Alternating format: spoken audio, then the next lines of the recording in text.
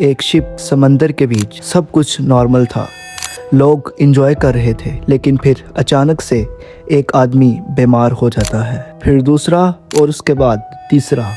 Sympathies अजीब थे, fever, सांस लेने में मुश्किल, और कुछ ही दिनों में पैनिक फैल गया। लोग कहने लगे क्या ये नेक्स्ट पैनाडेमिक है। कोविड के बाद दुनिया अभी संभली भी नहीं थी कि एक और नाम सामने आ रहा है, हेंटा वायरस।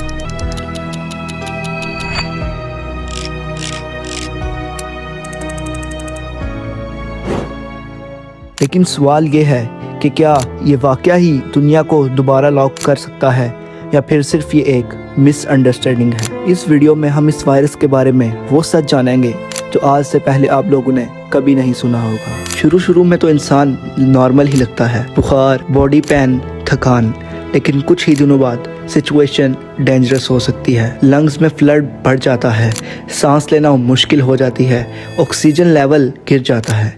इस कंडीशन को कहते हैं हेंटा वायरस। और अगर टाइम पे ट्रीटमेंट ना मिले तो ये जानलेवा भी हो सकता है। अब बात करते हैं उस इंसिडेंट की जो वायरल हुआ।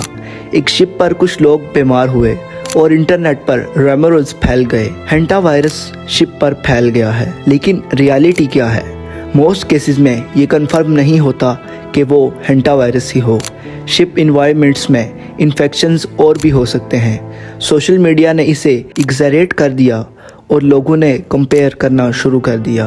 ये नेक्स्ट कोविड है, सीधी बात। सबसे बड़ा सवाल जो हर किसी के दिमाग में आ रहा है, क्या कोविड-19 जैसा एक और पैनाडेमिक आ सकता है इस बार हेंटा वायरस की वजह से? चलो इसे सीधा और सिंपली लॉजिक समझते हैं। नंबर 1, स्पीड का फर्क। सबसे क्रिटिकल पॉइंट, कोविड-19 एक इन्फेक्टेड इंसान से भी फैल सकता था। सिर्फ बात करते हुए, खांसी या सांस से दूसरों को इन्फेक्ट कर सकता था। इसका मतलब चेन रिएक्शन। एक बंदे से 10 लोग, 10 लोगों से 100 लोग और 100 लोगों से पूरी दुनिया।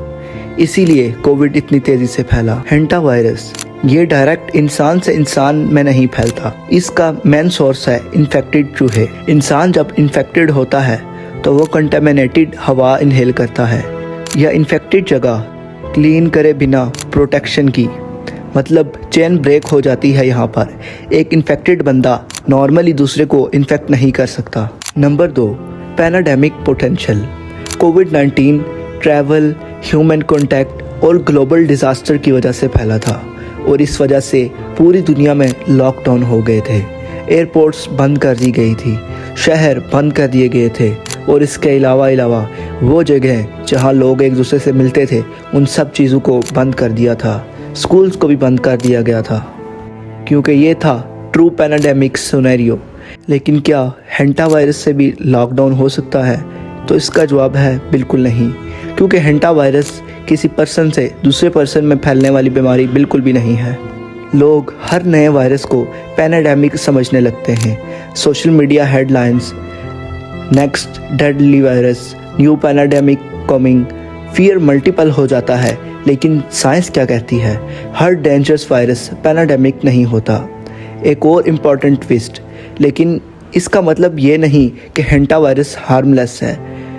इसकी फर्टिलिटी रेट काफ़ी हाई हो सकती है, लेकिन केसेस रेयर होते हैं। सिंपल वर्ड में ये स्लो बट बहुत सीरियस वायरस है, ना काफ़ी फास्ट है और ना ही एक्सप्लोसिव जैसे कोविड ने दुनिया को रोक लिया था, लेकिन हेंटा वायरस दुनिया को नहीं रोक सकता।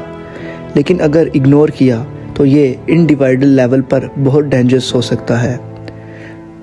कोविड के बाद लोग मेंटली ऑलरेडी सेंसिटिव हो चुके हैं। जब भी कोई नया वायरस का नाम आता है तो फियर ऑटोमेटिकली ट्रिगर हो जाता है।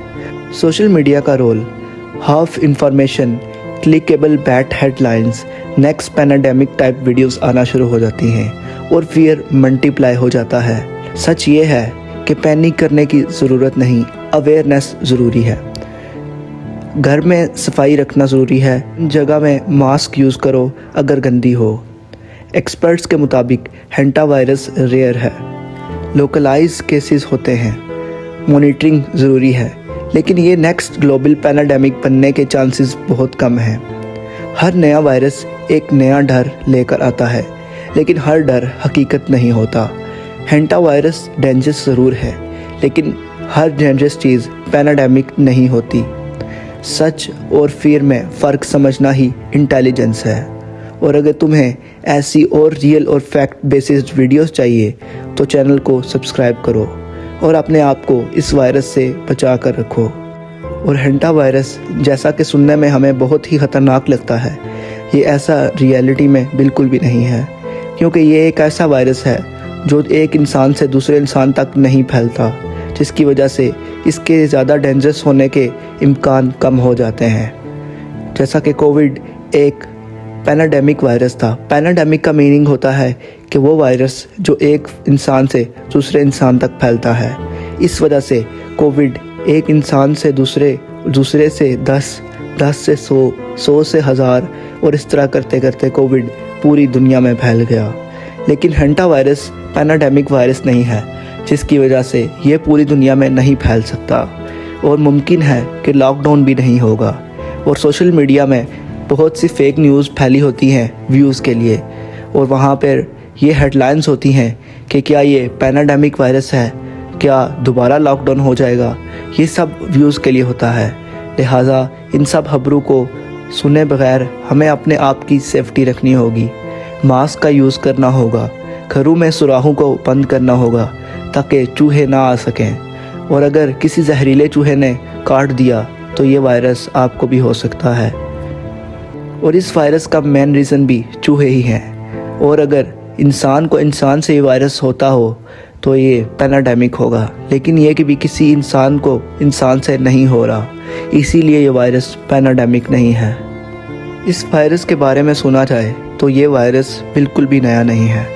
ये वायरस हज़ारों साल पुराना है और तारीख़ में इसके बारे में बहुत जिक्र किया गया है और इससे पहले बहुत से लोग मर चुके हैं। और अगर ये वायरस इतना ही ख़तरनाक होता तो आज तक ये कई लोगों में फैल चुका होता, और बहुत से सालों और बहुत सी सदियां गुजरने के बाद आज ये दोबारा ना आता।